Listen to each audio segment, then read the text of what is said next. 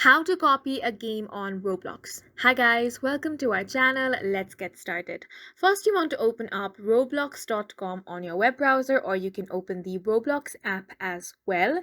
Now on the search bar, you want to search for uncopy locked.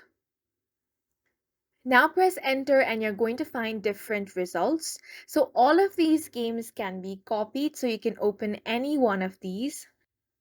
You can search for the game that you want to copy from here. I'm going to choose this one, Booga Booga. So once you find the game that you want to copy, click on it, and now you want to check out the description of the game. Once everything looks good, just head up and click on these three dots.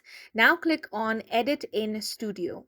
Once you click on this option, it's going to open up in Roblox Studio. If you do not have installed Roblox Studio, you can download Studio from here and then install it.